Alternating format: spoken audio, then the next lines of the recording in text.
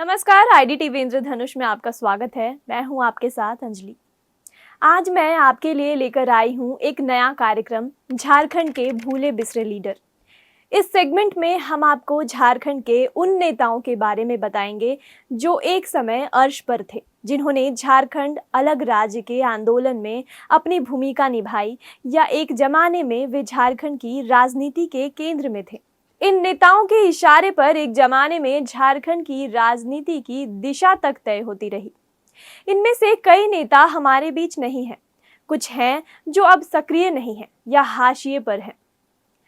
आज हम इस कार्यक्रम के जरिए जानेंगे कि ये नेता आज किस हाल में हैं और क्या कर रहे हैं। इतना ही नहीं, हम ये भी जानेंगे कि इन नेताओं के अब आगे के क्या प्लान हैं। साथ ही ये भी जानने की कोशिश करेंगे कि आखिर ऐसे क्या कारण रहे जिसके कारण इन नेताओं की राजनीतिक सक्रियता कम या खत्म हो गई।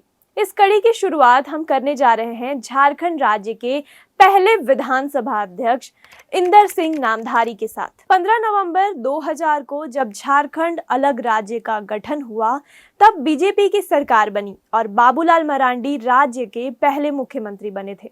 इसके बाद इंदर सिंह नामधारी राज्य के पहले स्पीकर यानी विधानसभा अध्यक्ष बने। नामधारी एकमात्र व्यक्ति हैं जिन्हें दोबारा झारखंड का स्पीकर बनने का मौका मिला। इतना ही नहीं, वे तीसरी बार भी झारखंड के स्पीकर बने। अब आपको बताते हैं इंदर सिंह नामधारी के जीवनी के बारे में। 1947 में जब देश आजाद हुआ, तब देश का भी बंटवारा हुआ। बंटवारे के बाद जब लाखों शरणार्थी भारत आ रहे थे, तब उनमें एक परिवार नामधारी का भी था। इस परिवार की गोद में 7 साल का नन्हा सा बालक था, जिसे पता भी नहीं था कि उसका आशियाना छीन गया है। नामधारी का जन्म 1940 में एक छोटे से गांव निशेरा खोजियों में हुआ, जो अब पाकिस्तान के पंजाब प्रांत में है। अगस्त 1947 में देश के बंटवारे के दौरान लाखों शरणार्थियों की तरह इनका परिवार भी बेघर हो गया। तब एकीकृत बिहार का गुमनाम सा डाल्टनगंज यानी मेदिनीनगर उनका आखिरी पड़ाव बना। इतना ही नहीं, 1950 के आखिरी दौर में प्रधानमंत्री जवाहरलाल नेहरू जब देश के युवाओं को इंजीनियर बनने का आह्वान कर रहे थे, तब नामधारी भी उन युवाओं की भीड़ में शामिल थे। 1947 के बंटवारे में ही पाकिस्तान के शेखुपुरा शहर से बेघर हुए नरूला परिवार की एक लड़की उनकी हमसफर बनी, जिसका छोटा भाई आगे जाकर निर्मल बाबा के नाम से मशहूर हुआ। 1960 के दशक में देश में चल रही राजनीतिक उथल पुथल के बीच नामधारी की राजनीतिक सक्रियता बढ़ी। गोरक्षा आंदोलन के दौरान वे जनसंघ के करीब आ गए और 2 बार डाल्टनगंज से पार्टी के प्रत्याशी बने, लेकिन चुनाव जीत नहीं सके। नामधारी का सितारा जेपी आंदोलन के दौरान चमका। 1970 के दशक में जेपी आंदोलन की ऐसी आंधी चली कि प्रधानमंत्री इंदिरा गांधी ने इमरजेंसी का ऐलान करा दिया। नामधारी ने लगभग 2 साल जेल की सलाखों के पीछे गुजारे। फिर 1980 में भाजपा का जन्म हुआ और नामधारी पहली बार डाल्टनगंज से विधायक चुने गए। प्रधानमंत्री इंदिरा गांधी की हत्या से भड़के 1984 के सिख विरोधी दंगों में एक हिंदू बाहुल्य सीट का सिख प्रतिनिधि होना उनके लिए काफी चैलेंजिंग रहा। 1990 का दशक मंडल बनाम कमंडल का था। नामधारी ने मुस्लिम यादव यानी MY समीकरण की राजनीति भी देखी। नामधारी तीसरी बार डाल्टनगंज से जीते और बिहार सरकार में मंत्री बन गए। नामधारी के जीवन का हर दशक उन्हें एक नई दिशा की ओर ले गया।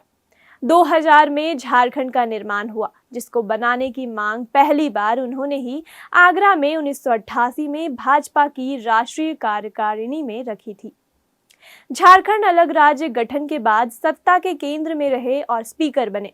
इतना ही नहीं, 2004 की शुरुआत में एक समय ऐसा आया जब बीजेपी सरकार के कई विधायक बागी हो गए और वे नामधारी के नेतृत्व में सत्ता परिवर्तन की मांग करने लगे।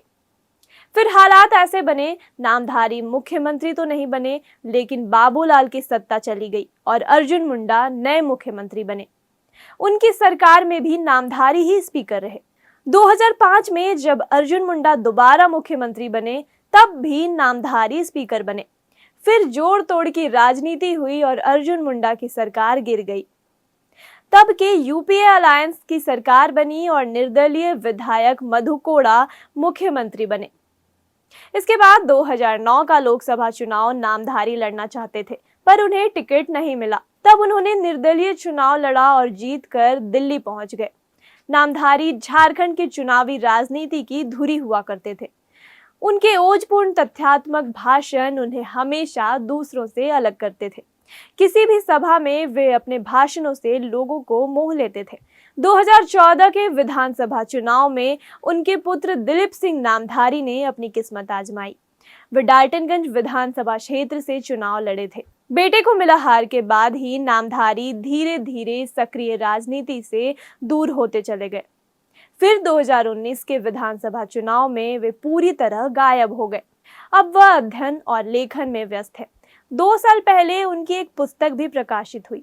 उन्होंने अपनी किताब का विमोचन भी खुद ही किया, जिसका नाम दिया एक सिख नेता की दास्तां।